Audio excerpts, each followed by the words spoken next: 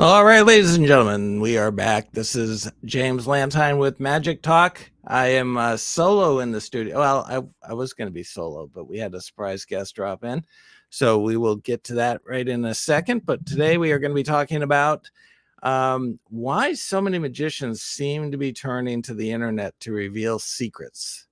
And we'll tap into another subject as well. But before that, we'll be right back after this. Rough Edge FM. Irritatingly irresistible internet radio at roughedgefm.com. The art of magic is mystery, majesty, pageantry, and craft. It's also about history, marketing, networking, and more. All of these topics and others are discussed on Magic Talk with your hosts, renowned magician James Lantine and owner of the White Rabbit Magic Shop, Joshua Lantine. Now on Rough Edge FM.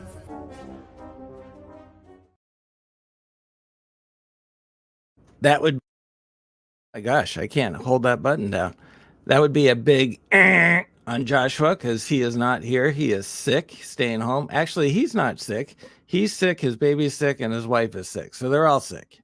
And so I'm here alone in studio, but I do have a surprise guest.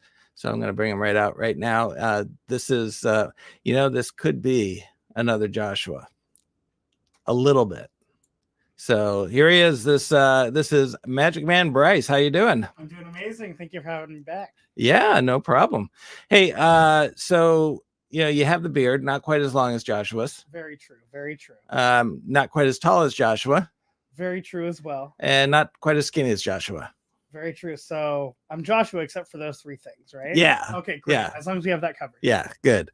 All right. So Bryce, you're into magic, but you're also into hypnosis. That is very true. And a lot of people associate hypnosis with magic, but it's not always that. Correct. It can go a little bit deeper than that. I mean, it does appear magical, but it's not necessarily under the spectrum of magic. Correct. Okay. So, but before we go into that, I wanted to tap into a subject. We've been talking an awful lot about this lately. And I think the reason why it's so hot on my radar is just because it's something you see more and more and more and more.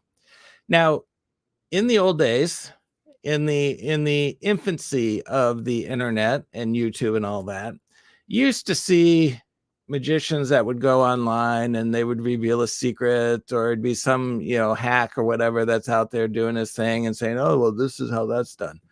And oftentimes, if you watch the quality of their performance or their technique, it was sloppy, it wasn't very good, and it was just somebody looking to get attention. Right. Now there seems to be more and more of the pros going out, or people that have obviously been performing for a while and have been practicing for a while because their technique is good and it's very smooth.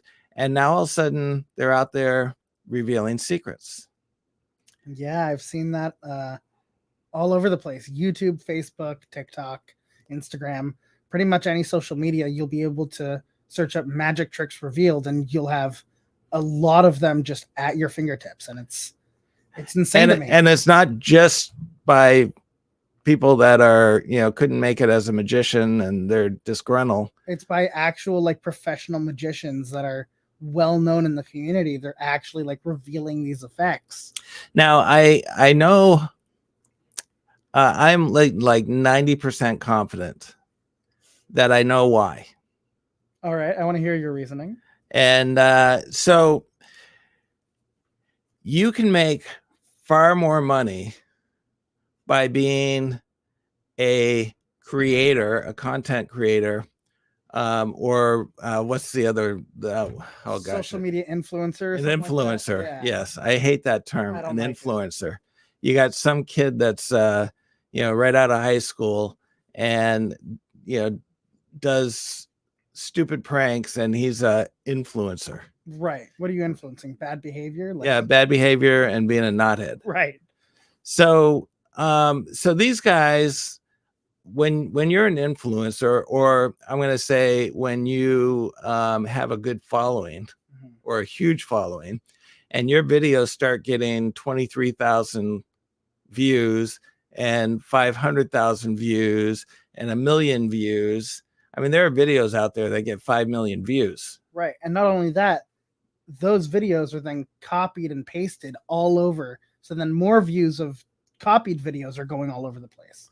Yeah. And so what happens to that creator or that person, I'm going to say it only because that's what everybody knows them as, that influencer, is making a ton of money off of those views because of the ads that come into play. And, people, if they're getting that kind of view, all of a sudden people will start sponsoring them. And I mean, there are people that are making, these influencers that are making $20,000, $30,000, $40,000 a month. Yeah. Yeah. Name one magician other than David Copperfield.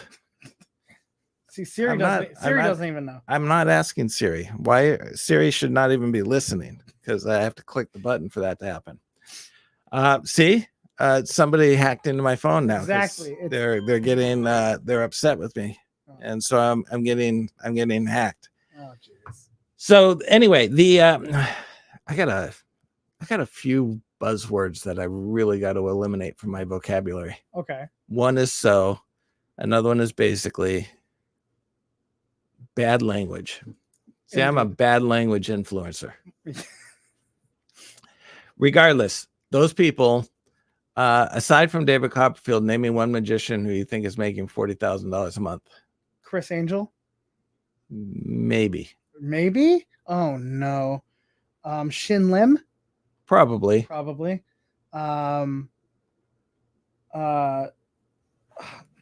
I got nothing else. Okay, so the guys that are in Vegas, maybe some of them are, raking in the dough. Right. But a standard, typical magician, not on the strip, is not coming anywhere close to $40,000 a month. No, not even. Not even maybe $20,000 a month. Nope. So if you can get a way of getting people to watch your videos, because are people just watching a magic trick and going, oh, that was cool? No, they're watching a magic trick and they're seeing how that magic trick was done. That's your clickbait. Yep. So, there's plenty of magicians that are doing tricks on screen and they don't get quite the same following or reaction or anything like that. All of a sudden you add the reveal to it and boom, now the money starts rolling in. Yeah. So everyone, even non-magicians, just want to know that's how it worked. Now the secret's ruined and I can feel smart, right? Yeah. Yeah. And these people who used to be magicians, which I would say are no longer magicians, are making a boatload of money by essentially going against the code and ruining it for people that are trying to make an honest living. Yeah. So that's my take on that. I think that's the major reason why these professionals are coming out and doing it, because they finally figured out a way as to how they can make some serious money.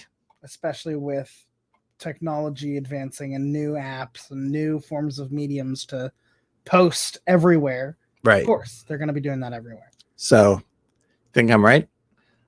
Yeah. I do want to say that you think you have another reason? No.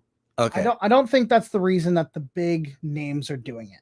You don't? I do think that's the reason the big names are doing it. However, smaller names, smaller creators. There's a YouTube channel, I forget the name of it, but it would show card magic and then it would explain how to do it. It was a smallish channel, and I'm subscribed to it. I forget the name of it right now, but it's meant to teach, not reveal. Right. And there's a difference between the two.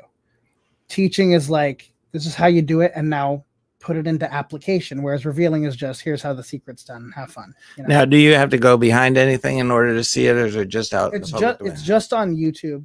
But those tricks are using simple to moderate in like advanced-ish moves. Not very difficult at all.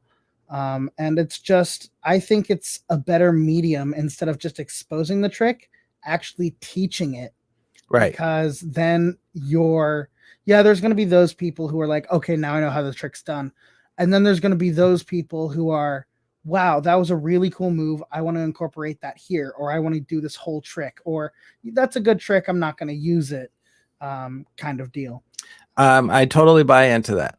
Yeah. And education in the guise of the code or protecting the code is totally cool with me. I have a new book coming out next month called The Magic Mentor, and it talks about teaching magic in as curriculum in a school environment. Okay. There's a variety of ways to do it, through after school or whatever. But okay, we just got a shout out from Frank saying, "What up, homies?" How's it going, Frank? Oh, and we're not just what up, homies. We are what up, my homies. So apparently we're his. Amazing. Yeah. Anyway, so with that in mind, when I talk about what tricks you can use in this school environment, because most of these kids are not doing it because they want to become magicians or they want to learn more about magic. They're doing it because they were put into the class. Yeah. But there's a way that you can still do it in an educational type format where they are learning some tricks, but they're also being educated. Mm-hmm. And the way I talk about how to determine what tricks you can expose is by looking at what is in the public domain, that what is easily accessible in the public domain. Yeah. So for example, you can go to Target, buy a magic kit. What things are in there? Right. Cups and balls, and some of them have linking rings and some of them have penetrating glass. Yeah. Stuff like that. So how do you know? Now, some people would say, oh man, the cups and balls and the linking rings, you need to protect that. The reason why I say it's okay is because the method you teach to the kids in cups and balls is very straightforward. It's the ball penetrates the cup and then it penetrates 2 cups and so on.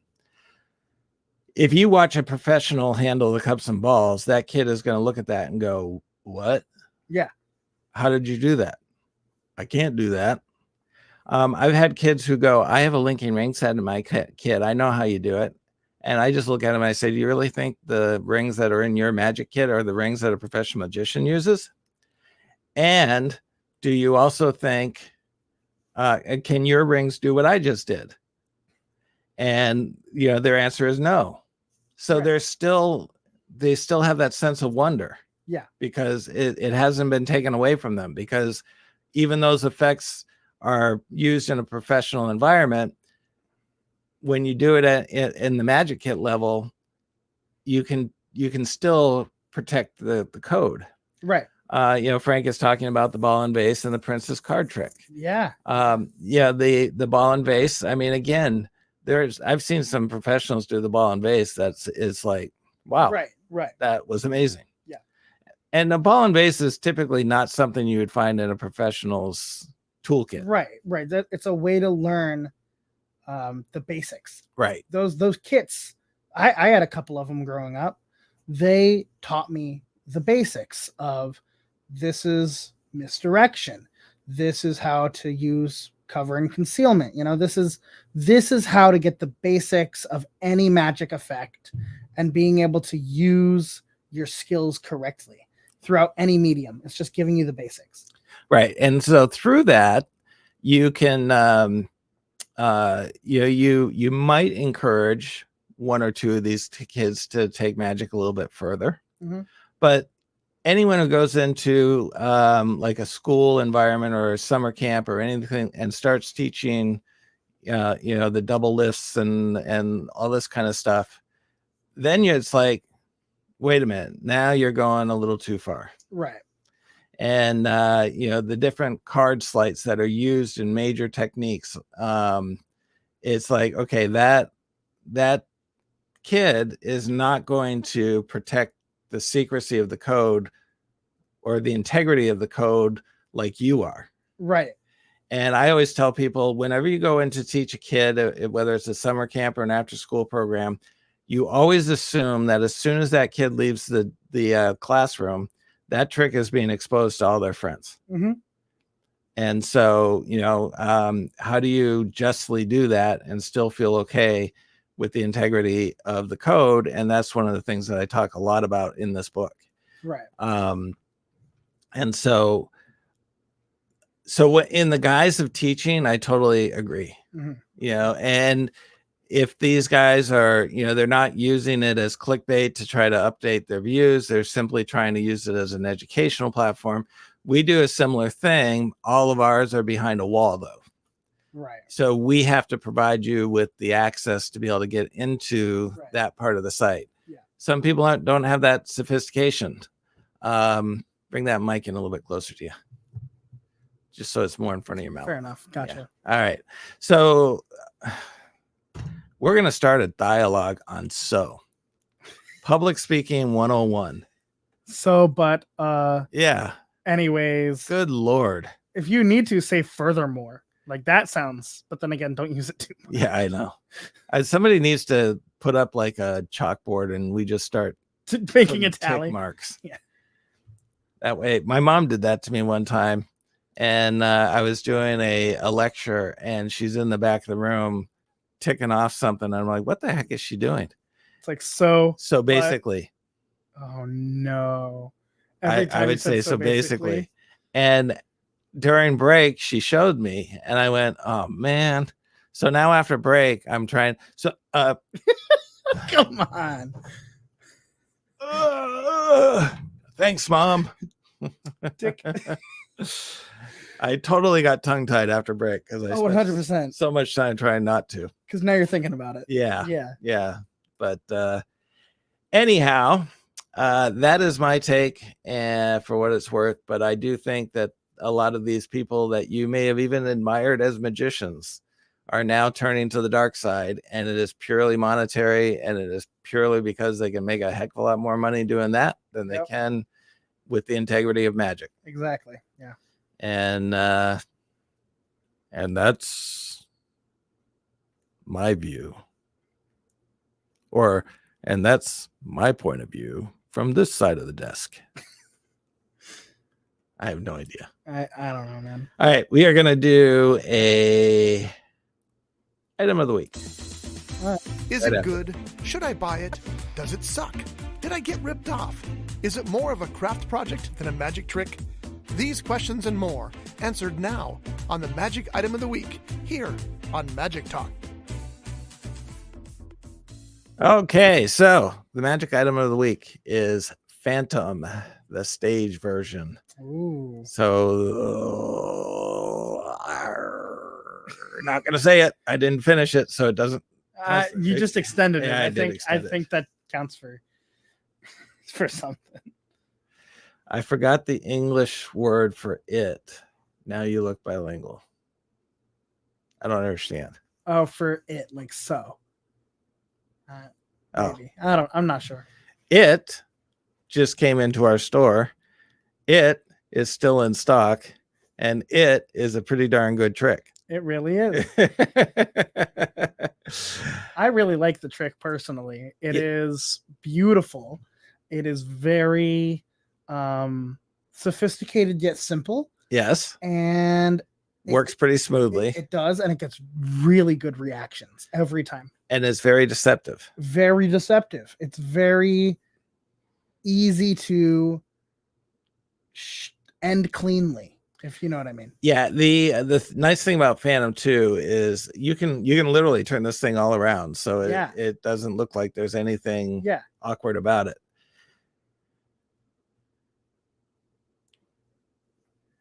It's a replacement for so etc. Well, Frank, you get on that and you let me know what it is, and I'll start using it. Anyhow, the cool thing, you can show all sides. You also can change some of the aspect of it. For example, Houdini could come out with a blank card, and all of a sudden it turns into the selected card. Right. There's a lot of applications. They give you multiple items, arms, or whatever you want to call it, that will allow you to do things with different, maybe a celebrity or Right. different outcomes. Even though this is a stage version, I was holding this thing close up and you still really can't see anything. Right. And turning it around, it looks totally natural. I was looking at it. Very cleverly crafted. Very. It is very deceptive, very deceiving. Even I watched it performed this last Sunday, and I'm like, how is this happening? Because I imagined, it's this idea. And then I saw the back and I'm like, huh? Yeah, because the there's back is no, clean. it's just blank. Yeah. It doesn't make sense. But now that I know it, it's like, it's beautifully done. And whoever designed it is a genius. Yeah. To say the least. And so $250 is kind of expensive. You look at the prop and you go, wow. But what went into it was probably pretty tedious. Yeah. And you not only think about, how much it takes to make, and how much, however much they profit, but it also reflects on the magician that's performing and the reactions you're going to get. Is the trick worth the cost? Right. So I'm voting yay on this side. As am I. Okay. So 2 thumbs up for that one. You can get it at your favorite White Rabbit Magic Shop, wr-magic.com. We have a few more left. We've already sold a couple. And we are looking into the parlor version, which we were not able to get at the time of the stage version.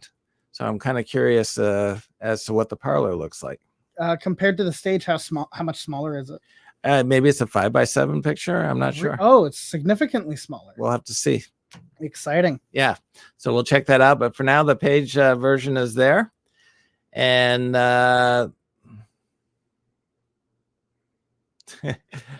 so Frank concurs. He gives it a thumbs up as well. Amazing.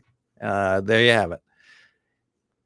Okay. So let's put that aside and let's talk hypnosis. Amazing. That's what I'm here for. All right. Now, how long have you been doing hypnosis? Over 10 years at this point. Last time, I think it was around last year. About a year ago, we had the last time I was on. And I had mentioned, I remember, that I was about to do my first gig with hypnosis. Mm-hmm. Since then, it went really well. I did like 4 mini shows. Okay. And last month, the guy reached out to me and said, hey, we'd love to have you back. So now I have another one scheduled. Apparently they really liked me. I don't know why, but okay. Apparently I'm good or something. But I've actually learned a lot about... That was unplanned and I love it. I've learned a lot more about hypnosis itself and different aspects of suggestion and just general psychology. That's crazy to me.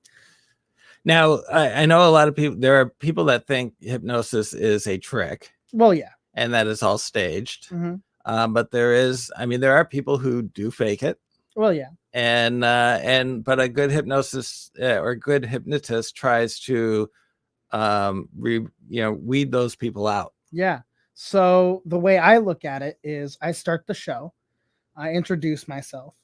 I say, we're doing some hypnosis. Has anyone been hypnotized before? Normally no one raises their hand. And if they do, then I say, okay, what was your experience? Talk for a second. Then I explain what it is and isn't. Basically, all it is deep relaxation, heightened attentiveness, mindfulness, and awareness. And even though the hypnotist says the word sleep, not actually sleep. It's just easier for my mind to understand the suggestion. It's not sleep, not mind control, not dangerous, not for the weak-minded. And at any moment, you cannot be stuck. You can just open your eyes and pick your head up, say, I don't want to do that anymore, or I'm tired of this, or I don't like that. Or you can just pick your head up and say, not for me. It's not like you're out of control at any moment. And that's what some people consider hypnosis, is blacking out, having no memory of what happened. And those people that don't and can hear everything and feel everything, they think they're not hypnotized. All hypnosis is that relaxation, heightened awareness of what's going on around you, and just breathing, pretty much. All right. So the hypnotist, plants a command that when I snap my fingers, you're going to feel a shock on the chair. Right. And if I clap my hands, that shock is even more intense. Right. If they are heightened awareness and all this kind of stuff, if they're not really hypnotized, how does that suggestion? So there's a couple things. Work? There's something called Aaron's depth scale, which is not the only depth scale for hypnotism. It goes from level 1 to 6. And you can test certain levels. Right now we're talking about level 5, which is a positive hallucination, which just means something's there that isn't really there.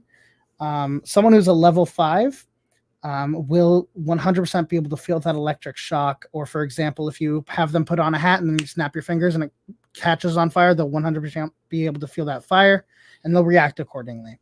Now, there is a real thing that feels bad when you recognize it, which is playing along. And I've had a bunch of times, even one recently, where I'll hypnotize somebody and I'll give them a suggestion and they're playing along and I can kind of tell, but I keep going anyways. And then I end it. And even though they're playing along, so what? My goal is, if it doesn't work, move on to something that does. Take it down a notch, give another suggestion. And if nothing works, move on to a different person, send them back to the audience. So if they don't feel it at all, they'll just be like, why'd you clap? Why'd you snap? Whatever. And then you just know, okay. And they're probably very much aware of the suggestion. Well, yeah. At a certain point, at level 3, which is memory loss, at that level, you can make someone forget a number, their name, a bunch of different things. All right. So let's go through these levels. Okay, so great. Level 1 is what? Level 1, you can test with eye cataplexy, which means that your eyes won't be able to open and they'll stay shut. Level 2 is full limb or body cataplexy. I think that's the right word. I hope it is. If not, I feel like an idiot, but I think it's cataplexy. For example, having someone hands stay together, or even more impressively, having their fingers not be able to be pulled apart. I've done that a few times. It's actually really weird to see because everyone around them's like, what are you doing? Level 3 is memory loss. Level 4 is something that I personally never touch because it can be considered dangerous when used incorrectly. And I personally just don't touch it. It's anesthesia and analgesia. Difference between those two: anesthesia is just nothing at all. You don't feel anything. Analgesia is you feel just pressure wherever what's going on. And that could be used incorrectly, and I'm not willing to do that. But if level 5 is where you're going to feel the snap and the shock. Level 6, for example, is if they're holding a water bottle and you put them under and they're still holding the water bottle and you say that water bottle does not exist anymore, and you take them up, they'll still be holding the water bottle. They'll feel how cold it is, but their mind, their subconscious mind is overpowering their conscious. And that subconscious says, there's nothing there. You don't feel anything. Literally, your hand is empty, but you're still holding it. And they'll be looking for their water, and it's right in front of them. And that is very... I hit level 6 sometimes when it comes to my keys. Yeah, and they're in my hand. Genuinely, I've like if you have an iPhone and you're on FaceTime with somebody and you go, "Where is my phone?" and it's propped up, that's a level 6. People go through that all the time. It happens sporadically, but it happens. Your keys, your phone, your wallet, your purse, your glasses that are sitting on top of your head. Everyone has experienced it at least once. And that's what's crazy, is that hypnosis happens to us all the time, every day. So if you're saying that you don't dabble in level 5, level 4. Level 4? Yeah. Oh, okay. So it's the no pain or like just pressure one. Oh, okay. Yeah, I don't dabble in that because that's... So you will take somebody to a level 5. Yeah. To get the... so when you make somebody think they're Elvis or things like that, right? Is that a level 5? Depending. So yes, there is... partially. You have to really think about it though. For example, if I were to say your phone is gone, or that bottle of water is gone, that's one thing, right? That would be a level 6. Now if I were to tell somebody you're not able to talk. Your vocal cords don't work. You can't speak. You can breathe and cough and sneeze. You just can't make noise. Would that be a level 6, do you think? Just gut instinct. Is it a level? Yeah. It's a level 2 because that's cataplexy for your vocal cords. They're just not going to work. Ah, okay. So it has nothing to do with the depth of your hypnotic state. kind of. So if you are as deep as a level 6, everything 1, 2, 3, 4, 5, 6 will work. If you're a level 5, 1, 2, 3, 4, 5 will work. But once you start with a level 6, nothing will happen. Or it'll be temporary and then go away.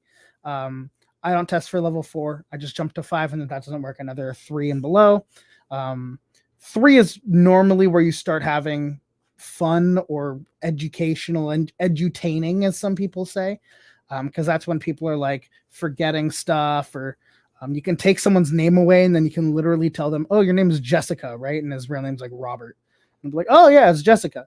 And I personally explain what's happening to the audience as it's happening. And it's really fascinating because sometimes I'm sitting there like, what is happening? Like, it feels unreal at times. And it's shocking to a lot of people to realize these are real people. They're not faking it. And if they are, they're playing along. So it's still a form of hypnosis because they're just relaxed, right? So all these levels we're talking about are post-hypnotic suggestions. Hypnosis is just the relaxation. The suggestions are post-hypnotic, post-hypnosis, after hypnosis. Just because it doesn't work doesn't mean you weren't hypnotized, is what I tell them. Then I put them under, remove it, and bring them back up, and they feel great. And that's about it. Right. Now with these different levels of hypnosis, and you're saying, 4 you stay away from. Mm-hmm. I've been hypnotized. You made me forget my question. Amazing. That is incredible. Then I have a question for you. Yes. This is called the level 6 paradox. Okay. Say you hypnotize somebody. Yes. And you say, let's call them Amy. Wait, I thought of the thing. Go ahead. So a lot of people think that, when you're hypnotized and you get these suggestions, oh, what if they don't take me out? Or what if they, they don't realize that the suggestions will wear off rather quickly. Right. So, or sometimes they don't wear off, but that's only after like many sessions, many times of things like quitting smoking, because those sessions are constantly implanting that same suggestion over and over. Yeah. But if you're doing this for entertainment purposes and somebody tells you that, when I snap my fingers, you're going to feel a shock, or you're going to smell one of the worst farts in the world. Right. When they leave the theater, somebody goes up to them and goes, hey. And sometimes my last show that I did in October, I hypnotized this lady, and I said, whenever we shake hands, you're going to fall deeply in love with me. And, she started rubbing her thumb up and down and, whatever. And after that was the first show, and we were going to do the last show, the 4th one. And I walked up to her and I said, hey, just, we're doing a 4th show. You're more than welcome to join. If not, it's whatever. And she said, thank you. I shook her hand and she immediately went, huh. And I went, oh, it didn't end. Holy moly, I need to fix that. And she was with a guy. So I said, look at me. And I let go of her hand, obviously. I said, look at me, focus. When I snap my fingers, everything about me shaking your hand now applies to him. and he looked at me and went, thank you. So that was, I felt good because then we shook hands and it was normal. And then they shook hands and she immediately crawled on top of it and I just walked away. But even so, if the suggestion at some point is going to it's going to weaken and wear off. And a good hypnotist will make sure all suggestions are removed completely. For example, at the end of whatever I do, say you're forgetting the number 6, right? I'll count 1, 2, 3, 4, 5, 7, 8, 9, 10, 11, right? Whatever. And after that, I'll remove it. And then I'll wake them up and I'll say, do me a favor, count from 1 to 10. 1, 2, 3, 4, 5, 6, 7, 8, 9, 10. Great. And that's it, because now they have it back. Right. However, there have been shows where they will say something along the lines of, and I've seen this where it's like band-aids all over your face and you can't feel it, you can't see it. And the last line that they say is, when you see your reflection, you will see the band-aids and remember everything. And I walked out and this guy started taking the band-aids off his face. And I said, oh, what happened? He said, I looked in someone's glasses and I saw my face and it felt weird. So a good hypnotist always plans ahead. Right. So, yeah. So there's that. Now, my question for you: if Amy is hypnotized, Yes, and George is watching, and I'm hypnotizing them, and I tell Amy, when I clap when you're awake, George is invisible. You can't hear him, see him, feel him, smell him, whatever. And then I have George sit in a walkway, and he kicks his legs up to about knee height for Amy. And I'm on the other side, and I said, hey, Amy, can you come here? Will she run into George, step over George, see George? What's your thought? I would think she would run into George. Run into? Why is that? Because she doesn't see him. Okay. So how would she know the legs are there? That's a really good question. Her conscious mind does not see George. However, her subconscious always will. It's a safety mechanism built in by our evolution. And because she won't cognitively or consciously see George, she will subconsciously be always alert and looking for safety hazards, and she will step over his legs 100% of the time. I have seen it once by my mentor, and it was crazy to see. And he has challenged me that sometime within this year that I get it on film, and I'm really hoping to do that on my show. So that would be very fun. And yeah, I mean, that it sounds nuts that someone would step over it even though they don't see him. But it's evolutionary dug into our brain. It's just there. So that's why when you plant the suggestion of, it's getting hot, take some clothes off, that they will pantomime taking the clothes off and not actually take the clothes off. Right. Or they might actually start, because that's a good point. If you suggest it's getting hotter, or colder, after a certain amount of time, you can actually take a thermal imaging camera and their body will have increased or decreased in temperature, because that's how strong their mind is imagining and acting. Not significantly, but enough to, make a difference. Right. And if it's getting hotter for them, they might actually begin to take their clothes off if the hypnotist does not say no removing clothes. Like I've made that mistake once and I've learned. So they would not be subconsciously aware that there are people in the crowd. No, because they're so focused on themselves.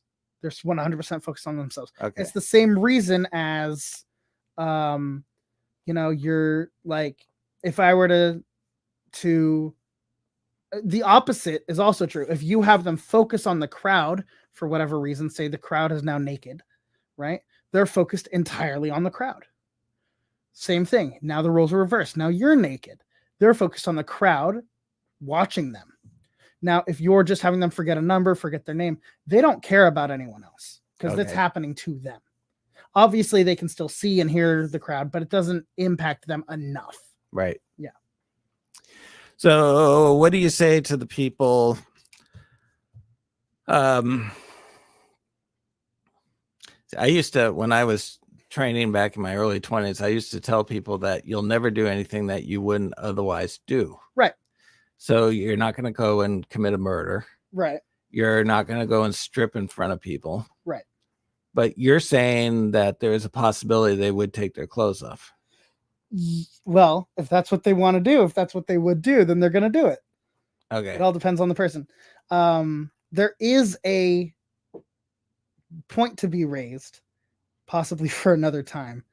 But with those continued sessions, you can make suggestions so strong that you can actually change how a person thinks for a moment. Darren Brown did this incredible series called the Experiment Series. And he did one thing called Assassin. And basically it said, can someone under hypnosis kill somebody else? And with this one person he chose, the answer was yes. Of course, it took over many, many, many months, and it was very much staged. Everyone was safe.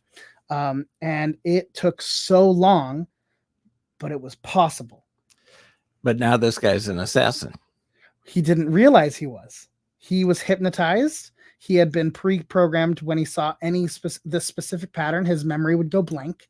He was also told about how to shoot properly and how to get in a shooter's zone. And it took many, many months, maybe even a year, to get him to the point where it became a live experiment, and it worked. So in my setting of rapid induction, one show, you're done, nothing crazy is going to happen like that. But this guy, he signed waivers, it was a whole professional thing. So it is possible, but it's very unlikely that you're going to have it happen after one thing. You're being more medically induced.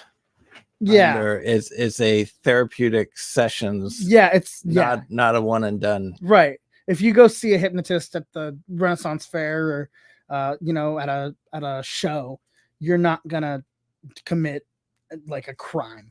Now, what about these hypnotists that are going to do the rated X show or the rated R show or whatever? Well, what are they doing? So that is a different thing, because in your mind, if you just go see any regular hypnotist show and you are asked to do that, you're going to be like, why are they asking me this? I don't understand.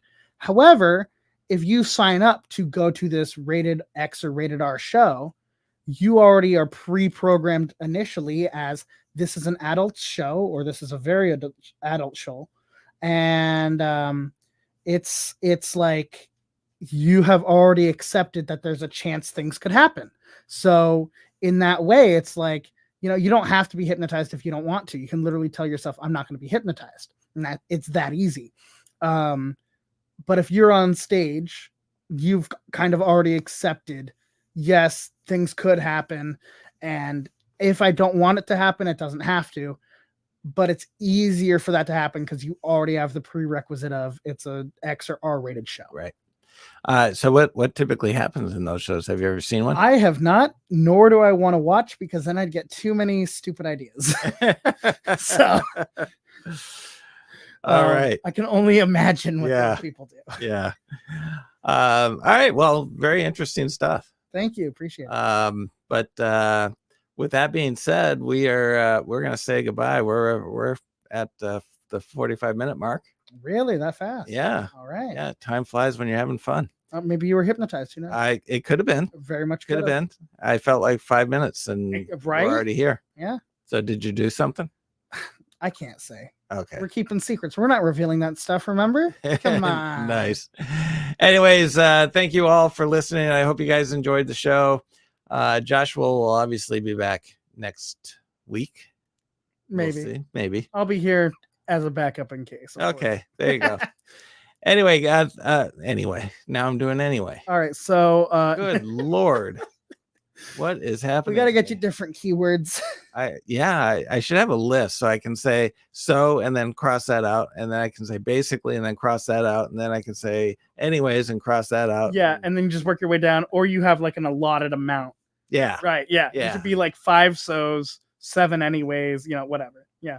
Good. You just kind of exit. Well, the so's would be done in the first 60 seconds. Well, of course it would, because why not? Yeah.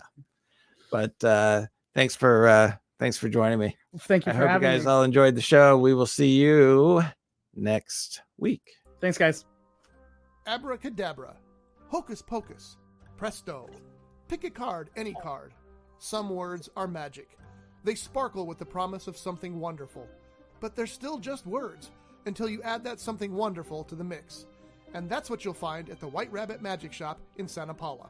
Their inventory includes world-class tricks and illusions that are not only for sale, but that they will teach you to master.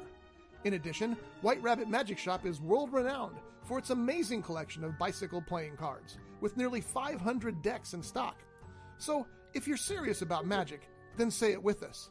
At the White Rabbit Magic Shop, we believe in magic. The White Rabbit Magic Shop, located at 15500 Telegraph Road, Suite B15 in Santa Paula. For more information, please call 805-850-3051 or check us out online at wr-magic.com. This has been a Rough Edge Studios production.